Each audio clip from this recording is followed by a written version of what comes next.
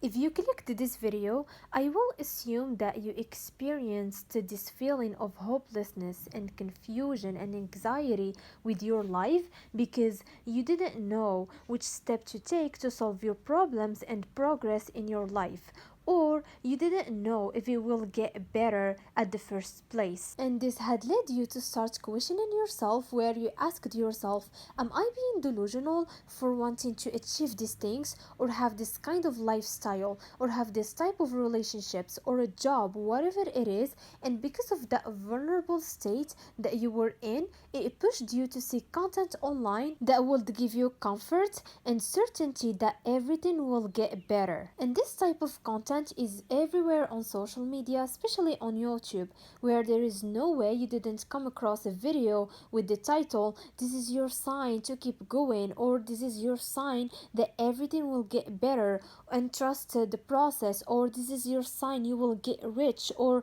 "This video is a sign from God or the universe, so don't ignore it." And this type of videos are very comforting because when you watch them, they make you feel like they are speaking to you, because they were made to give you motivation and feel less alone after hearing about the speaker's story and journey. And as a result, it gives you hope, which is something that is necessary for us to keep going and get better, because it shows us that our situation is not permanent. But I've noticed that there is also some negative aspects about watching these videos that I feel like you need to be aware of and keep in mind when you are watching them, so you're not gonna stay stuck in your situation. And these aspects that I want to talk about are from my own experience with watching this type of content, because I made some mistakes that I don't want anyone who is watching this video to make. So the first thing that I want to talk about is the temporary comfort and control that you feel after watching these videos, and it makes you crave that comfort more from this content when it goes away, which keeps you stuck in the cycle of consuming this content instead of fixing your situation. I had so many moments where whenever I felt the slightest confusion or anxiety about my life and the situation that I'm in, I would immediately go and watch these videos, and I would get that temporary comfort that everything will be okay, and that was nice at that moment. But when that feeling of comfort went away, I started craving more of it, and I fell into this rabbit hole of consuming a lot of this content and obsessing over finding the signs that everything will be okay and I would get what I wanted. And if I didn't see the signs that I asked for, I would get very stressed, and it would put me in a very bad state mentally. And all of this made me stuck until I realized that sometimes listening to comforting words and spending time watching this content will not get me out of my situation, and sometimes it is not useful. And instead of trying to ignore my anxiety and push it away, I need to face it and see where is this coming from and what are the steps that are within my control that I can take to confront this situation and deal with it, and try to find the mistakes that I'm probably making that are keeping me stuck, so I can find a solution to them and move forward with my life. This type of content can become addiction, where you become dependent on it to feel good and reassured, and also use it to confirm what you want to hear because you don't want to face some uncomfortable truths. And for the sake of this video, I looked up online if there is some psychology research that explained this, and I found two sources. One of them talks about the danger of seeking excessive external validation, and the other one talks about the approach that human beings take to seek information during moments of distress. And I will leave the link to these two sources so you can consult them after watching this video. So in the first source that I found, it talks about how when you seek excessive external validation to confirm and approve your feelings or thoughts or actions, you start struggling with low self-esteem and anxiety, because that excessive seek of external validation prevents you from developing a strong internal sense of self to deal with those moments of doubt and and pain, and you start using that excessive external validation as a coping mechanism to deal with overwhelming feelings of self-doubt and emotional pain, which is not good for you because you put yourself in a very delicate position where when you experience a setback in your life, it provokes an intense emotional distress because you feel incapable of dealing with the situation. And this is something that you can experience if you become obsessive with watching these science videos and looking for angel numbers everywhere. You become dependent on it to regulate your mood. If you see a reassuring sign, it makes you feel good. But when you don't see the angel number or you don't see the sign that you asked for, you become anxious because your brain is like, where is the sign? Why didn't I see it? Does this mean the goal will not happen or my situation will not get better? Is my life over? Am I delusional to believe that life could get better for me? And you enter this cycle of anxiety and you start focusing more on looking for reassuring signs and doing some random math and coming up with some random interpretations that make no sense than actually looking for solutions that will get you out of your situation. And for the second study that I briefly mentioned earlier, it talks about how as human beings, when we are in a situation of uncertainty and doubt, it can motivate us to seek information that will confirm what we want to hear, and it will give us the boost of confidence that we need even if that information is not true and it is misleading. We become selective about the information that we expose ourselves to, and we only care about the information that will remove the uncertainty that we have. And if we link this to excessively watching science videos and seeking angel numbers in moments of doubt, it can make you become biased about the information that you seek because you start seeking information that will make you feel good now, and that will shut down the anxiety temporarily or manipulate the information to make it fit what you want to believe. But it won't help you to get out of your situation, and with time you will feel more lost and confused. I hate to say it, but sometimes you should not seek the information that will make you feel good, and sometimes you need the information and the facts that will wake you up from your delusions and make you confront the truths you have been avoiding. And this is something that I had to learn the hard way because it was very uncomfortable to face truths I did not want to admit, and it was hard to avoid seeking these science videos that just give you reassurance and give you what you want to hear and have that illusion of control. But it was necessary to try to stop this cycle and try to teach myself to become okay with having some conflicts going on inside my brain, because that is a sign that I'm growing as a person and I am being forced to change the way I have been approaching life in situations, and also to learn to not be dependent on this type of content because it is very addictive. And the same thing goes for asking for signs, asking God to see a butterfly or a flower or whatever the hell is. It is so addicting, and I used it so many times to shut down the anxieties and the conflicting ideas I've had. And the ironic thing is, the more I tried to protect myself from these anxieties and pretend they don't exist and everything will be fine and I have control over the situation, my brain became more obsessive with them and they always came back, and at a certain point I had to face them. And also, when you get so obsessive with looking for the signs that you asked for, you start doing some random math at a certain point and you start going crazy because you're like, I made this all of these interpretations and I've seen all of these signs and still I don't see anything, and what is going on? And you get so stuck in it, in this rabbit hole of this spiritual thing, that you feel more confused and more anxious than before. The second point that I want to talk about is the FOMO, fear of missing out, that you feel when you don't watch a sign video that comes up on your feed because you're scared you're going to miss out on some new information that you did not know about and that could have made you feel better or have more clarity about your situation. And this can get you stuck in the loop of consuming and procrastination because with each video you're watching, watching,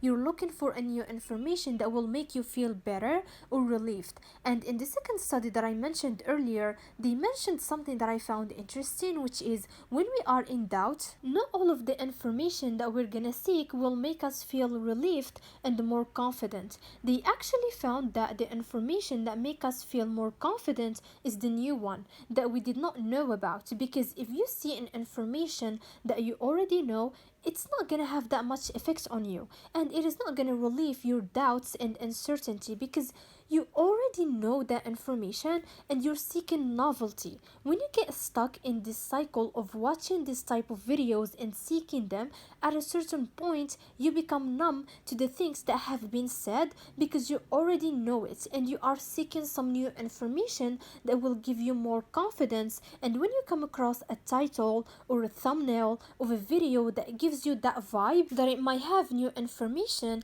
you feel like you need to watch it to not miss out. And this can keep you stuck in the cycle of consuming content and seeking that immediate feeling of relief than actually taking action. So if you're watching this and you feel like your life hasn't changed and you just keep looking at signs and claiming the good energy in the comment section of every single TikTok or reel you watch, my advice: take a step back and take a break from consuming this content and actually look at your situation and see if there is anything that you're doing that might not be helping you get the results you want, and start taking action and reflect at your experiences and learn from them. I personally found that sitting down and embracing the silence has helped me find some solutions to some of my problems and see some certain things and drive some conclusions that I was not able to see when I was stuck in the loop of looking for the next new information that will change my life and make me feel at peace. And sometimes those conclusions and solutions don't come to you right off the bat. They need time and a little bit more experience to come. And by the way, I am not saying that you should not ask for signs or you should not watch this type of videos. It's just don't get obsessed with them, because it can be really harmful for your well-being when you stay stuck in the loop of consuming these videos, or when you don't see the sign that you asked for and you start just putting your focus on not seeing that particular sign and you ignore your experiences and the things that are happening around you that might help. For example, let's say you are in a toxic relationship or a friendship and you ask for a particular sign that will confirm to you that this relationship or a friendship is not good for you and you need to leave, and as a result you keep focusing on finding that sign. Meanwhile, the signs that confirm to you that you need to leave this relationship are already in front of you, like feeling drained from this relationship or being constantly disrespected and being constantly ignored.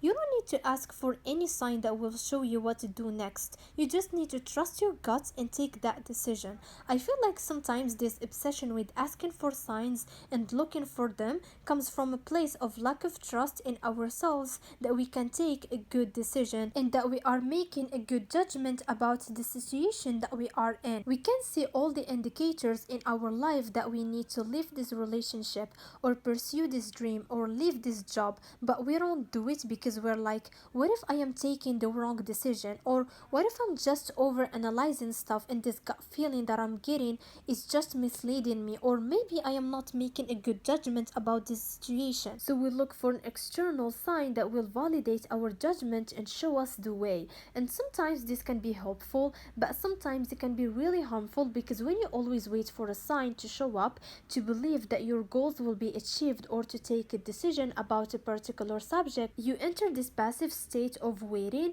and not learning to trust yourself and always belittling your gut feeling and your judgment about the situation. The last point that I want to talk about has nothing to do with personal experience, and it is just observation, and it has nothing to do with science videos, and it actually has to do with the businesses. I've noticed that some businesses use these signs to sell you stuff. For example, I came across this business online that was like, if you buy this necklace, it is a sign that you are an abundant person and you will become successful because it was made with the energy of abundance, and we made it because we believe in success and it is time for you to claim the energy of success. Long story short, they are saying if you buy this necklace, it is a sign that you will become successful because it has the energy of success, whatever that means. And not start with the courses that has 111 or 222 in the price to reference angel numbers and use it in marketing by saying, oh,